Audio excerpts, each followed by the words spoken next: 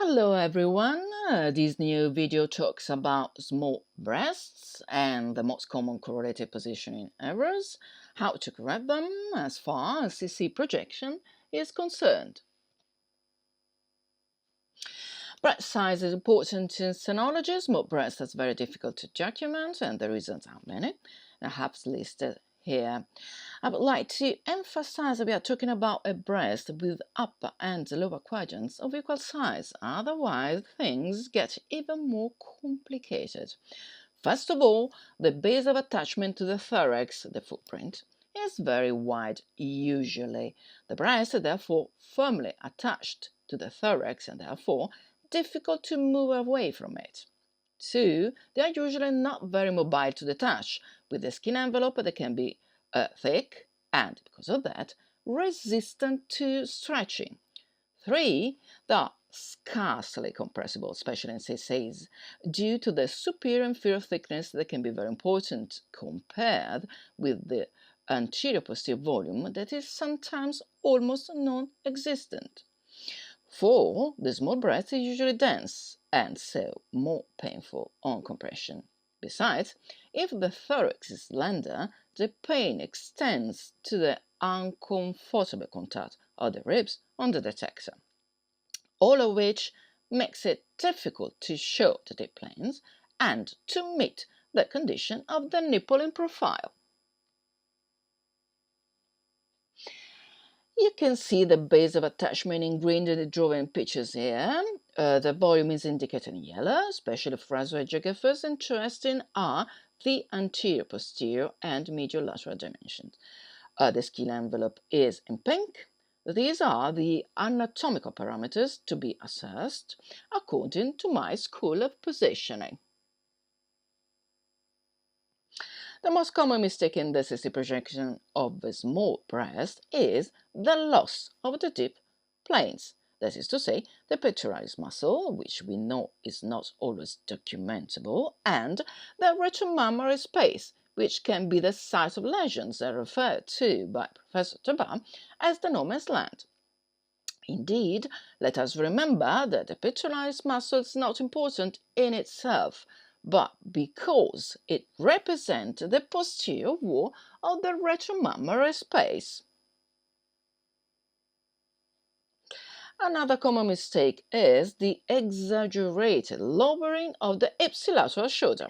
In the case shown, despite this, there does not appear to be any deformation in the documentation of the fibroglandular tissue. Another common error, the rotation of the breast in the lateral direction.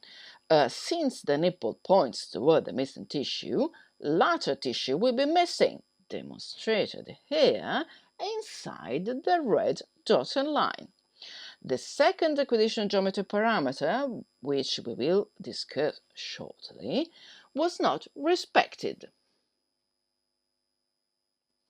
Another common mistake is the rotation of the nipple in a superior-inferior direction or vice versa, or if you like, the nipple not in profile, but also a medial lateral or vice versa deviation of the same nipple from its natural position. But let me explain better by showing you the wall examination of the CCs we have just seen. The nipples are not in profile, particularly on the right, and they are not on the same median line. Looking at them below views, they are practically identical. You can see that the upper and lower quadrants are not of equal size, and therefore the condition of the nipple in profile is not to be looked for in CCs. And what about the position the right nipple more medial than the left one? If you look closely, the distribution of the fibroglandular tissue is different between the two sides. There was a medial directed rotation on the right side and a much milder lateral rotation on the left side, which accounts for the loss of part of the outer quadrant. The challenge of properly showing deep planes in small breast is confirmed. Back to what I've called case 1. What errors can be detected on the images? Comparing the CCs of image 1 with the corrected one's image 2 shows that the retromammary space and muscle have not been documented. The nipples are not in profile. The breast is rotated laterally, especially the right side. And how can these errors be corrected? Showing the deep planes and CCs requires, first of all, the right detector height, which is absolutely the most difficult thing to choose in mammography. Satisfy the acquisition geometry parameters, and the stretching that must be effective. Correcting the condition of the nipple not in profile requires, again, choosing the right detector height, but above all, lifting properly the breast, satisfying the first parameter and stretching effectively. I will show you in the following slides how to implement these corrections. Finally, the correction laterally directed rotation, of course, must be done by eliminating the rotation, thus satisfying the second parameter. These are the two parameters that I talked about. The first is that the axial plane on which the nipple is located must be parallel to the detector. Therefore, the upper and lower quadrants must be parallel to each other.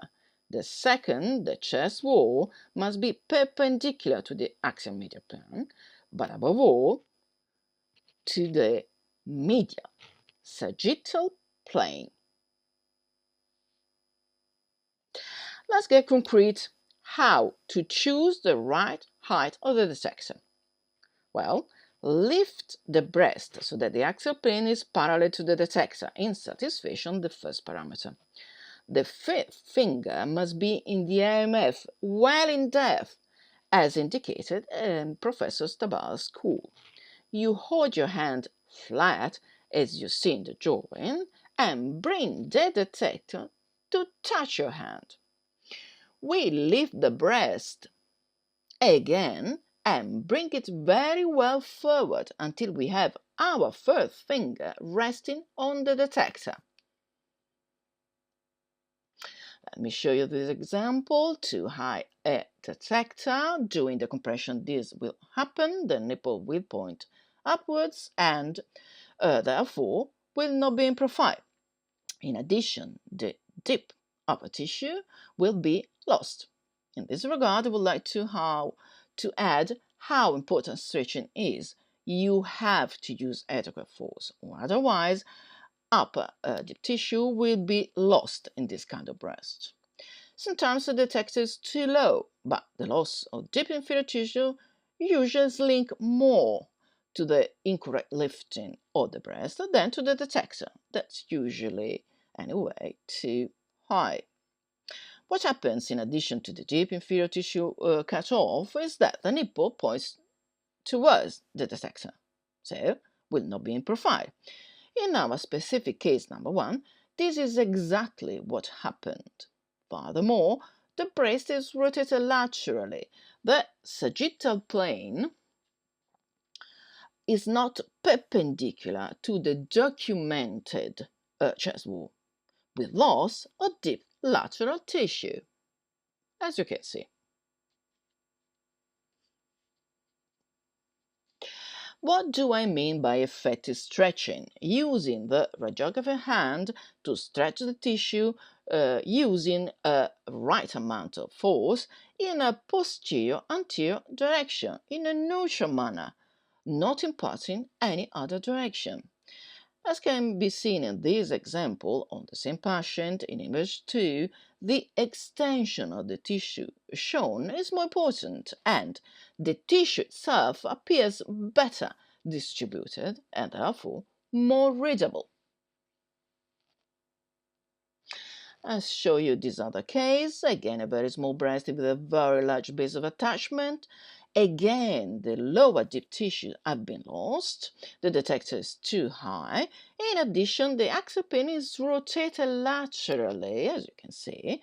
In this case, the ipsilateral shoulder should not be lowered. Above all, the correction here must concern the recovery of the lower tissue not present on the detector. Well, the video is finished. Hope you found it useful. Thank you for your attention. Look forward to have all of you watching the next one, Case 1 for MLO projection. Ciao!